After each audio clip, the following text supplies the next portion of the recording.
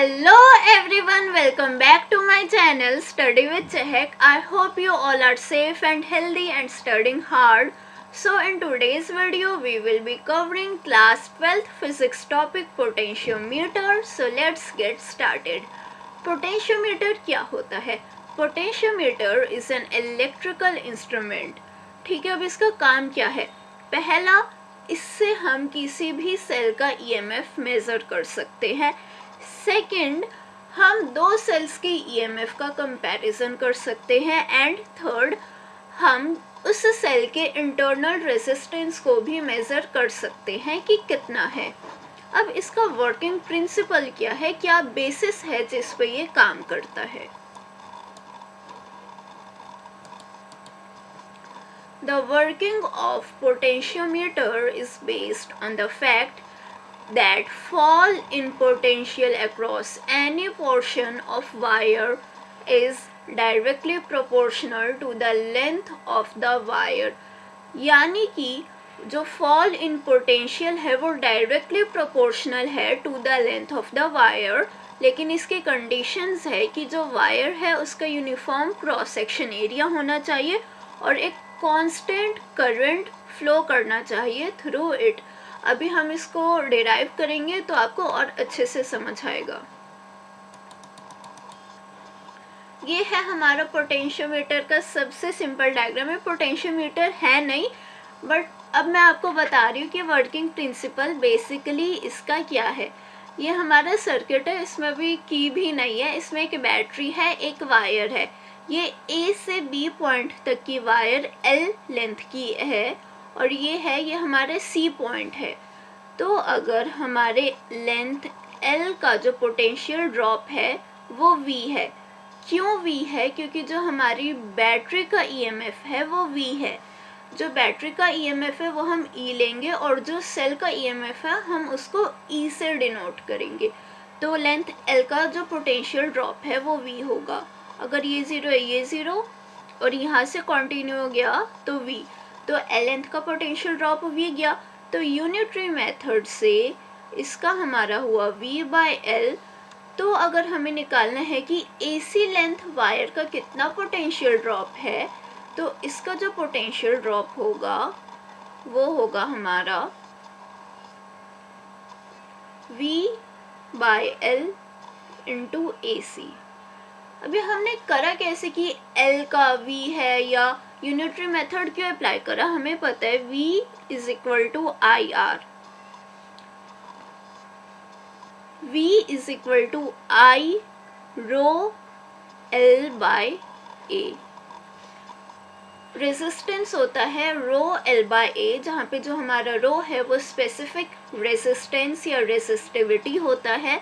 L हमारी length of the wire है और A हमारा क्रॉस सेक्शन एरिया होता है वायर का. तो इसमें हमारा कांस्टेंट करंट है, करंट चेंज नहीं होगा, रेजिस्टिविटी तो सेम ही रहेगी और जो एरिया है वो यूनिफॉर्म है थ्रू आउट द वायर. तो हम अगर I रो/A को कांस्टेंट मान ले, क्योंकि इसमें से एक भी चीज़ चेंज नहीं हो रही, तो V is equal to CL, यानी कि potential drop is directly proportional to the length of the wire. और यही पोटेंशियोमीटर का वर्किंग प्रिंसिपल होता है. तो अगर हमसे पूछे कि AC लेंथ वायर का पोटेंशियल कितना होगा, तो V of AC is equal to V/L into AC. और जो V/L है इसको हम कहते हैं पोटेंशियल ग्रेडियंट. क्या कहते हैं? Potential gradient. इतना समझ आया? हमने ये देखा V is equal to IR, resistance is equal to resistivity into L/A. तो जो हमारा पोटेंशियल ड्रॉप है वो डायरेक्टली प्रोपोर्शनल होगा to the length. Using the unitary method हमने डिराइव करा, अगर हमें किसी भी लेंथ का पोटेंशियल निकालना है तो ये होता है potential gradient into length of the wire. Simple.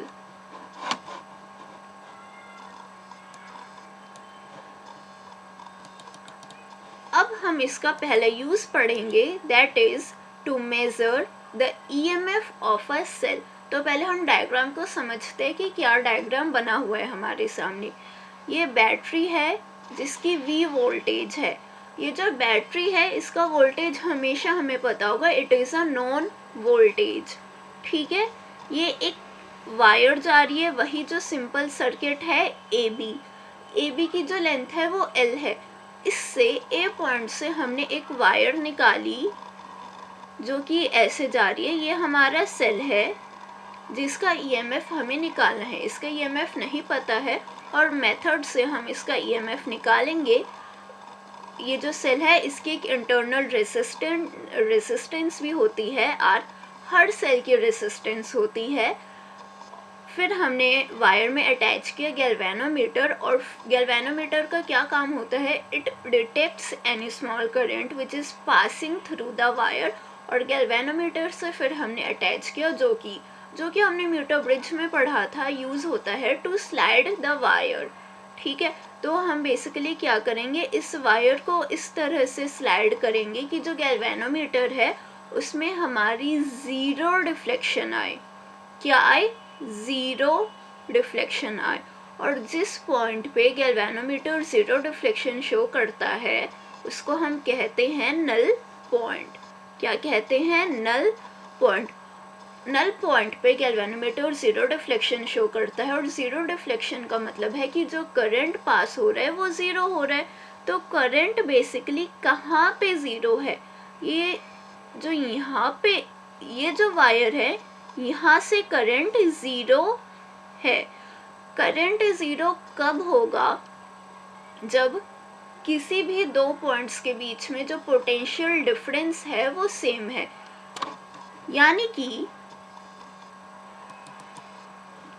अगर करंट ज़ीरो जा रहा है थ्रू द सर्किट ACYX, तो यानी कि जो पोटेंशियल ड्रॉप है between the VAC is equal to VXY, क्योंकि हमें पता है करंट तभी पास होता है जब कोई पोटेंशियल डिफरेंस होता है। करंट हमारा पास होता है from the high potential to the low potential, लेकिन क्योंकि XY वायर से कोई करंट जा ही नहीं रहा, तो इसका मतलब ये है कि कोई पोटेंशियल डिफरेंस क्रिएट ही नहीं हो रहा between the AC and XY, okay.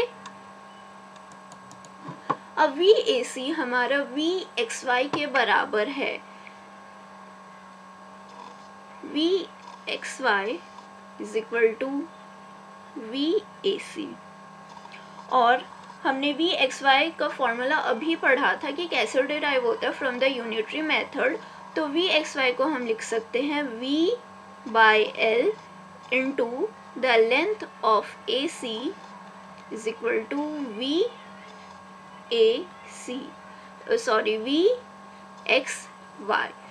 हमें VAC का अगर पोटेंशियल डिफरेंस पता चल जाए तो ऑब्वियसली वही पोटेंशियल डिफरेंस हमारा VXY भी होगा, X और Y के बीच में भी वही पोटेंशियल डिफरेंस रहेगा। और VAC हम कैसे निकालेंगे, थ्रू द प्रोपोर्शनल मेथड जो हमने पढ़ा था, that fall in potential is directly proportional to the length of the wire. तो जो AC लेंथ वायर का जो पोटेंशियल ड्रॉप है वो होगा potential gradient into the length of AC, और वही पोटेंशियल डिफरेंस हमारा XY का होगा। अगर यही पोटेंशियल डिफरेंस हमारा XY का होगा तो बेसिकली जो EMF है हमारा वही तो पोटेंशियल डिफरेंस क्रिएट करता है बिटवीन द टू पॉइंट्स। यानी कि इस सेल के वजह से जो पोटेंशियल डिफरेंस क्रिएट होगा वो है हमारा VXY, और VXY अभी हमने निकाला। VXY और EMF सेम हो गया तो EMF हमें अब पता चल गया कि क्या है। मैं इसको दोबारा लिखती हूँ, VXY। तो E हमारा क्या होगा, C into the length of AC। AC हमारा क्या है, length of the wire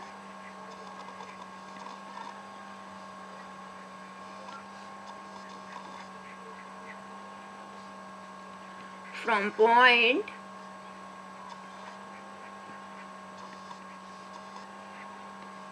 A to C। अब आपका एक क्वेश्चन होगा कि ये जो सेल है इसका एक इंटरनल रेजिस्टेंस भी है, तो जो पोटेंशियल डिफरेंस है वो तो अलग आना चाहिए। ऐसा होता अगर कोई करंट पास करता through the wire X Y, लेकिन कोई करंट पास कर ही नहीं रहा, तो जो पोटेंशियल डिफरेंस होगा वो वही होगा जो हमारा सेल का है। तो बेसिकली हम रेजिस्टेंस को इस केस में कंसीडर नहीं करेंगे, जो हमारा सेल है उसका रेजिस्टेंस। अब इसमें हमारी दो कंडीशंस है। पहला है कि जो पोलैरिटी ऑफ बैटरी है वो सेम होनी चाहिए to that of the cell. अगर ये जो हमारी बैटरी है लेफ्ट साइड नेगेटिव है, राइट साइड पॉजिटिव है, तो जो सेल की भी पोलैरिटी है वो लेफ्ट साइड नेगेटिव और राइट साइड पॉजिटिव होना चाहिए। क्यों होना चाहिए ये देखो, सपोज ये जो हमारी बैटरी है ये 12 वोल्ट की है, कितनी 12 वोल्ट, तो हम क्या लिख सकते हैं, ये साइड 0 है, ये 12 है, ये 0 है, तो ये जो है ए पॉइंट ये भी 0 वोल्ट पे है। अगर ए पॉइंट 0 वोल्ट पे है जो, तो हमारा एक्स पॉइंट भी 0 वोल्ट पे होगा, और ये हमारा 12 वोल्ट है तो ये भी 12 है, और यहाँ आके सी पॉइंट पे जो पोटेंशियल डिफरेंस है वो कुछ कम हो जाएगा और वो हमारा वाई पॉइंट करेगा। अब सपोज अगर हमारा ये जो बैटरी है वो ऐसे है, ये हमारा 0 है, ये 12 है, और ये ऐसी जा रही है हमारी वायर, और हमने सेल की पोलैरिटी को अपोजिट कर दिया, तो ये 0 है, ये 0 है, इसको क्या माने हम, इसको भी 0। सपोज अब जो हमारा सेल है वो -10 वोल्ट का है, मान लेते हैं कि अगर ये 0 है तो ये -10 है, ये -10 है तो ये भी -10 होगा, और जो हमारा बी पॉइंट है ये हमारा सी पॉइंट है, और जो हमारा बी पॉइंट है वो 12 वोल्ट का है। बट क्या ये पॉसिबल है, अगर किसी वायर के एंड्स में जो पोटेंशियल डिफरेंस है वो 12 वोल्ट का है, एक साइड 0 वोल्ट पे है, एक साइड 12 वोल्ट है, तो कोई भी बीच का पॉइंट -10 पे हो सकता है, माइनस हो सकता है, ये तो इम्पॉसिबल केस हो जाएगा। तो सपोज अगर पेपर में ये क्वेश्चन आ जाता है और पोलैरिटी अपोजिट है तो ये क्वेश्चन सॉल्व नहीं हो सकता, और ये ऑप्शन में आएगा answer that this potentiometer is not valid, the answer can not be calculated. अब बच्चे क्या करते हैं, बच्चे कैलकुलेट कर लेंगे, और कैलकुलेट वाला जो सही आंसर होगा ना वो भी ऑप्शन में होगा, और उसको टिक मार लेंगे और हमें लगेगा कि हमारा क्वेश्चन सही है, बट वो असल में गलत होगा क्योंकि पोलैरिटी अपोजिट है, पोटेंशियोमीटर काम ही नहीं कर पाएगा। सेकेंड केस जो हमारा आता है वो है कि जो बैटरी की ईएमएफ है it should be greater than that of the cell EMF. Suppose हमें केस लेते हैं जिसमें जो सेल की ईएमएफ है it is greater than battery's EMF. ये हमारी बैटरी है एक,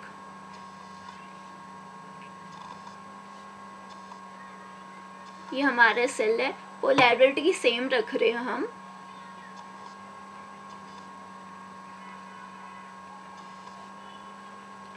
ए बी सी पॉइंट।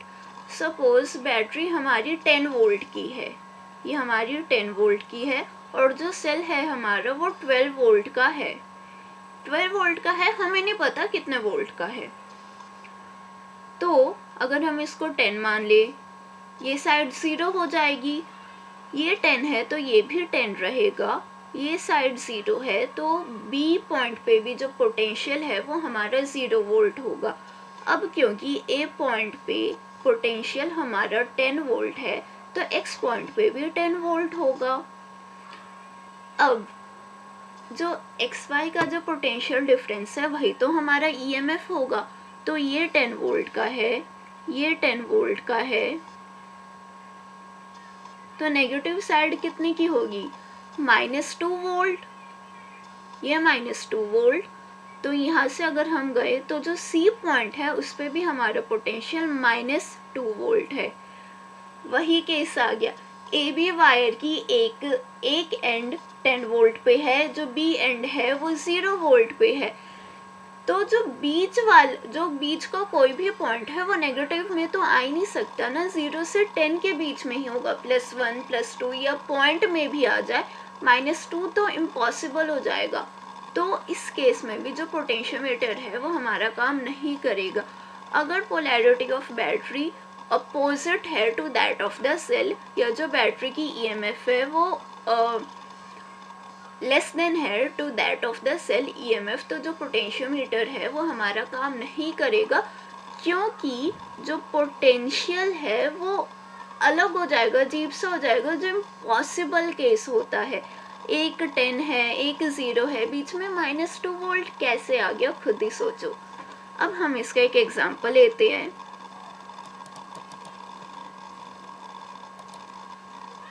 एग्जाम्पल में अब हम क्या ले रहे हैं, अभी तक हम ये कंसिडर कर रहे थे कि जो हमारी बैटरी की ईएमएफ है वही हमारी ए बी वायर की ईएमएफ होगी, पोटेंशियल डिफरेंस होगा। बट ये केस तब वैलिड था जब हमारा बैटरी का कोई इंटरनल रेजिस्टेंस नहीं है और ना ही जो ए बी वायर है उसकी कोई रेजिस्टेंस। लेकिन हमें पता है कि इन प्रैक्टिकल ये इम्पॉसिबल होता है। जो अगर सेल का इंटरनल रेजिस्टेंस है, हमारी बैटरी की भी कोई इंटरनल रेजिस्टेंस होगी, या सपोज अगर हम एक्सटर्नल रेजिस्टेंस लगाते हैं और ए बी वायर की भी रेजिस्टेंस है, तो जो ए बी वायर का पोटेंशियल है वो तो V नहीं होगा, तो उसको हमें कैलकुलेट करना है। जो V है, V is equal to I R plus R। I कितना हो जाएगा हमारा, V R प्लस R। अब हमें पोटेंशियल डिफरेंस निकालना है ए बी वायर का। तो ए बी वायर का पोटेंशियल डिफरेंस कैसे निकलेगा, potential difference of A B is equal to I into small r। जो हमारी ए बी वायर का रेजिस्टेंस है हम वो वाला r कंसिडर कर रहे हैं। अभी हम अगर इसको इस वाले फॉर्मूले को इसमें अप्लाई करें तो potential difference of A B is equal to V R plus R into R। और अगर हमें EMF निकालना है सेल का, तो ये V/L इंटू AC नहीं होगा, क्योंकि जो V है वो हमारी बैटरी की EMF है। हमें कौन सा EMF, कौन सा पोटेंशियल डिफरेंस कंसीडर करना होता है, ऑफ द वायर AB। और वायर AB का पोटेंशियल डिफरेंस अभी हमने निकालना है, तो जो EMF हो जाएगा वो हो जाएगा VAB by length into AC। AC क्या है हमारा, length of the wire from point A to C। तो EMF हो जाएगा is equal to VR R plus small r into L into AC। ठीक है, ये हमारा हो जाएगा फॉर्मूला। अगर आपको रेजिस्टेंस दे रखा है, एक्सटर्नल रेजिस्टेंस है, इंटरनल है, वायर का रेजिस्टेंस है, तो उसको इग्नोर नहीं करना। उसको इग्नोर करके ये सिंपल सा फॉर्मूला आ जाएगा हमारा और ये गलत हो जाएगा। अगर रेजिस्टेंसेस दे रखे हैं तो उनको इस मेथड से सॉल्व करके ए बी वायर का पोटेंशियल डिफरेंस पहले निकालना है और उसके बाद हमें अपना मेन फॉर्मूला अप्लाई करना है। ये था इसका एक एग्जाम्पल। ये बताना ज़रूरी था क्योंकि अक्सर नीट में क्वेश्चन इतने इजी नहीं आएंगे कि सिंपल आपको बैटरी का ईएमएफ दे रखा है, आपको वो अप्लाई करना है। पहले आपको ए बी वायर का पोटेंशियल डिफरेंस निकालना होगा और फिर आगे जाके आपका क्वेश्चन सॉल्व होगा। अब हम आते हैं अपने सेकंड केस पे, that is comparison of the EMF of the two cells. अब ये हमारे पास वही पोटेंशियोमीटर है। एक चीज़ और, जो मैंने पोटेंशियोमीटर का डायग्राम आपको यहाँ बना रखा है वो बहुत सिंपल है। असल में पोटेंशियोमीटर इतना इजी नहीं होता कि आपने ये वायर बस ऐसे सिंपल अटैच कर दिए, कॉम्प्लेक्स होता है। लेकिन from the question point of view, क्योंकि डायग्राम नहीं आते, अक्सर क्वेश्चन ही आता है और आपको क्वेश्चन अच्छे से समझ आए, इसलिए मैंने ये सिंपल डायग्राम्स बना रखे हैं। तो अभी हम अपना सेकेंड केस करते हैं, comparison of the EMF of the two cells. तो ये हमारी वही वायर है ए बी, बहुत फेमस है, एल लेंथ है। ये हमारा पहला सेल है जिसका इंटरनल रेजिस्टेंस R1 है और की है K1। अब हमने इससे एक और वायर अटैच की, दूसरी वायर में हमारा सेल है E2, उसकी रेजिस्टेंस है R2 और हमारी की है K2। और इन दोनों वायर्स को मतलब अटैच करके गैल्वेनोमीटर के थ्रू कनेक्ट किया और नल पॉइंट ढूंढा। तो पहले हमने क्या किया, जब हमने K1 को क्लोज करा, K2 हमारा ओपन है, K2 अगर हमारा ओपन है तो कोई करंट यहाँ से पास करेगा ही नहीं इस वाले से। अगर हम K1 क्लोज करेंगे तो इससे हमारा करंट पास करेगा और जो हमारा नल पॉइंट है वो एट लेंथ L1 हमें ऑब्टेन होगा। तो जो E होगा, E is equal to V by L into L1। ये हमारा कब है, व्हेन की K1 इज क्लोज्ड। अब हमने क्या किया, अब Q1 को ओपन करा और Q2 को क्लोज करा। तो जो करंट है अब हमारी इस वाली वायर से जाएगा और इस वाली वायर से जब हम नल पॉइंट ऑब्टेन करेंगे तो वो ऑब्टेन होगा एट लेंथ L2। कौन सी लेंथ, L2। अब हमें ये भी याद रखना है कि जो दोनों लेंथ है वो अलग अलग होगी, क्योंकि हमारा ईएमएफ अलग होगा, सेल का ईएमएफ अलग है और रेजिस्टेंस भी अलग है, इंटरनल रेजिस्टेंस, इसलिए। अब जब करा तो E1 E2 is equal to V by L into L2 when की K2 is closed।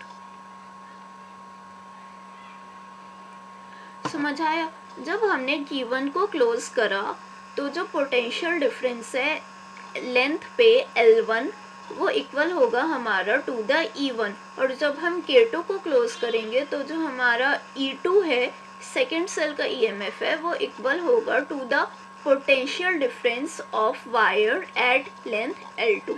अभी हमारी इक्वेशन 1 है, ये हमारी इक्वेशन 2 है। हम इसको करेंगे 1 बाय 2, तो E1 by E2 is equal to L1 by L2। ये है हमारा सेकंड फॉर्मूला, बहुत सिंपल है। और इस पे तो डायरेक्ट क्वेश्चन आएगा कि हमारे पास जो पहला सेल है उसका जो EMF है, जो नल पॉइंट है, वो ऑब्टेन हुआ है एट लेंथ L1, और जो सेकंड सेल है उसका जो नल पॉइंट है वो ऑब्टेन हुआ है एट लेंथ L2। तो बताओ कि जो E1 E2 है, फॉर्मूला पूछ लेंगे या फॉर्मूले से कुछ आपको कैलकुलेशन करनी पड़ेगी। EMF दे रखा है, E2 दे रखा है, L1 दे रखा है, L2 कैलकुलेट करना है, तो इसी मेथड से होगा। और एक चीज़ और, अभी मैंने इस डायग्राम में रेजिस्टेंस को अभी नहीं दिया है कि कोई रेजिस्टेंस है, अभी हमने माने कि जो वायर्स है, जो हमारी बैटरी है, वो आइडियल है। तो अगर आपको सपोज इसमें ये रेजिस्टेंस दे दिया है, ऐसे R, और AB वायर की भी कोई रेजिस्टेंस है, तो आपको पहले AB वायर का पोटेंशियल डिफरेंस निकालना होगा और तब ये फॉर्मूला लगाना होगा।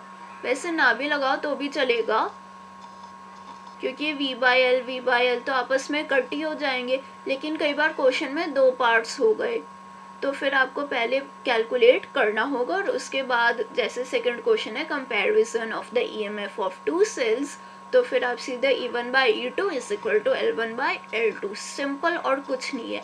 अब हम आते हैं अपने पोटेंशियोमीटर के थर्ड और लास्ट पार्ट में, that is to determine internal resistance of the cell। अब इसमें क्या है, जब ये हमारी की ओपन होगी, अब आप देख रहे हो ये हमारे पास ना एक एक्सटर्नल सर्किट है, ये तो हमारा है मेन सर्किट, ये आ गया हमारा एक्सटर्नल सर्किट।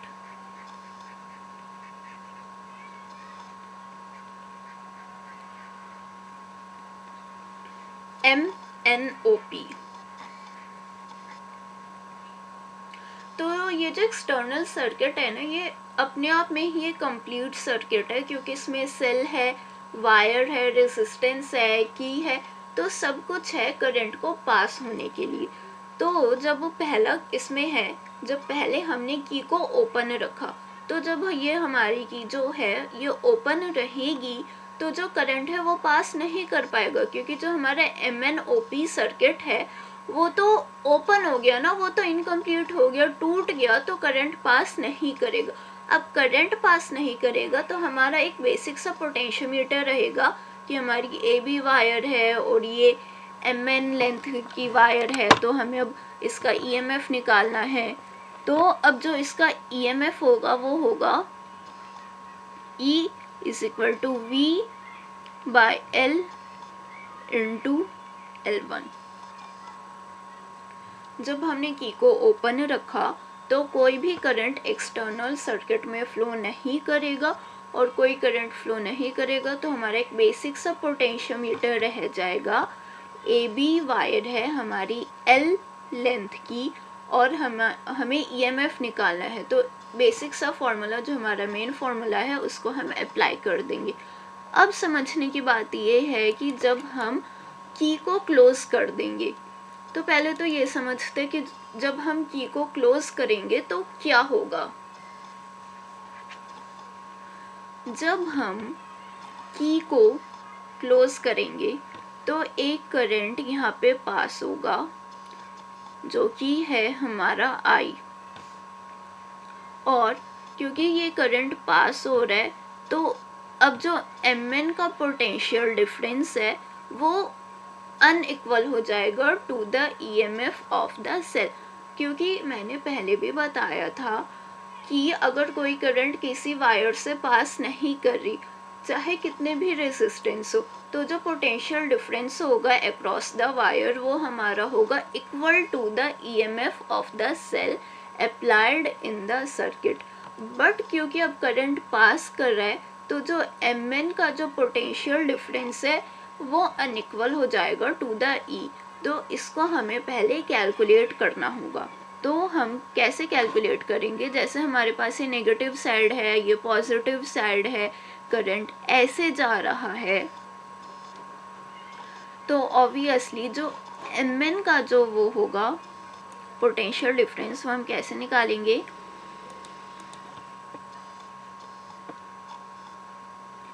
पहले हम मेन सर्किट का लिखते हैं, I = E R + R, ये तो हमारे मेन सर्किट का हुआ MNOP। कैसे हुआ, हमें पता है कि E = I R + R, तो इससे हमने करंट निकाला। अब MN वायर के अक्रॉस जो पोटेंशियल डिफरेंस है वो हमारा हो जाएगा E - IR, जहाँ पे जो हमारा स्मॉल r है वो इंटरनल रेजिस्टेंस है,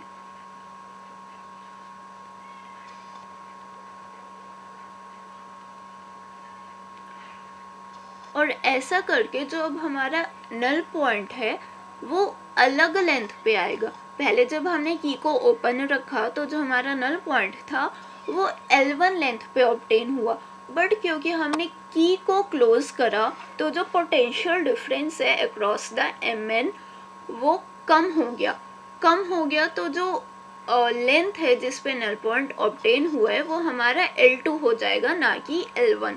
तो E - IR =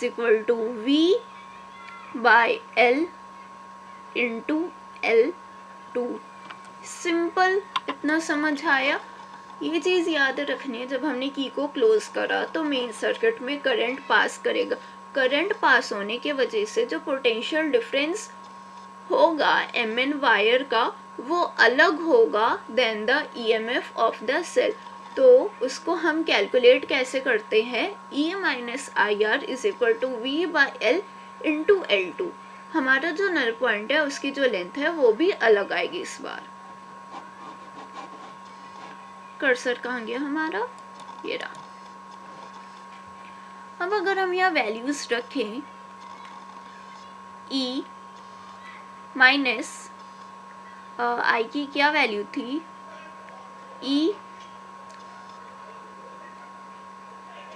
are plus R R, तो E R plus E R minus E R, R plus R is equal to V by L into L2। इससे हमारा आया ई स्मॉल आर कैंसिल हो गया, तो E R is equal to R plus R is equal to V by L into L2। अब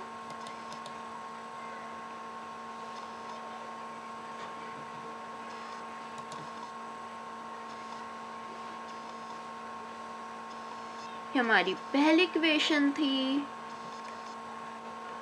ये हमारी second equation है। तो डिवाइडिंग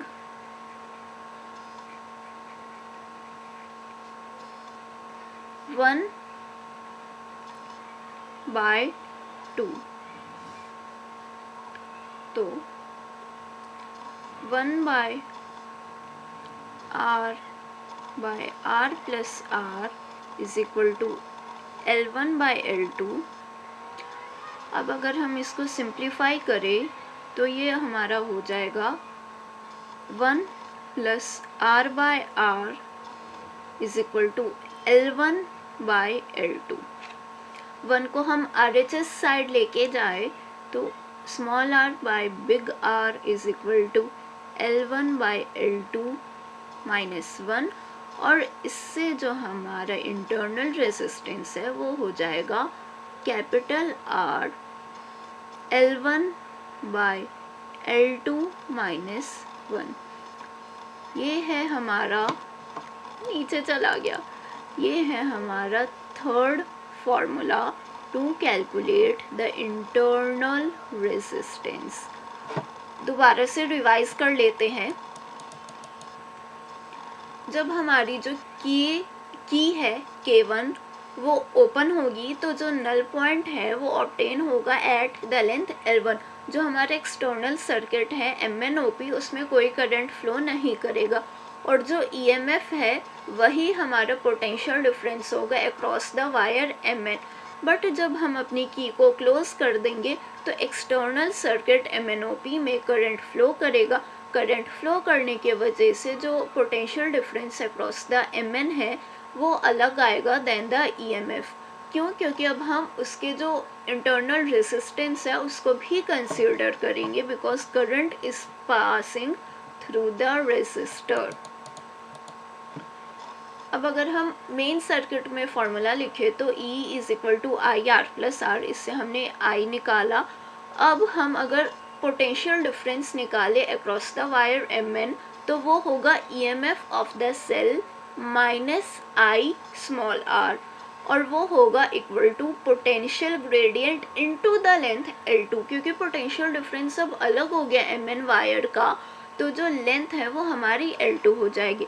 इसको कैलकुलेट करके हमने फार्मूला 1 और फार्मूले 2 को डिराइव करा, और उसको सिंप्लीफाई करके हमारी थर्ड इक्वेशन निकली, internal resistance is equal to resistance L1 by L2 minus 1। ये क्या थी हमारी इंटरनल रेजिस्टेंस कैपिटल R क्या है हमारा,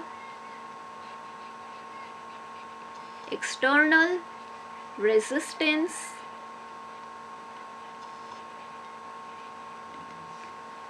L1 वो लेंथ है जो जब हमारी जो की है वो ओपन रहेगी, और जो L2 है हमारी वो लेंथ है जब जो की है वो हमारी क्लोज रहेगी।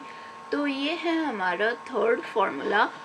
आई होप आपको समझ आ गया पोटेंशियोमीटर अच्छे से कि पोटेंशियोमीटर क्या है, उसका वर्किंग प्रिंसिपल क्या है, उसका वर्किंग प्रिंसिपल डिराइव कैसे होता है, और उसके 3 मेन यूजेस क्या है, और 3 मेन यूजेस के जो 3 मेन फार्मूलाज हैं वो कैसे कैलकुलेट होते हैं।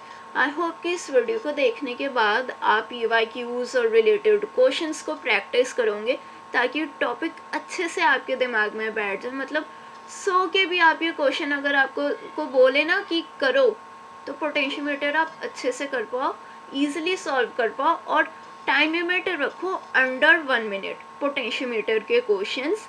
And till then work hard, study hard, bye bye.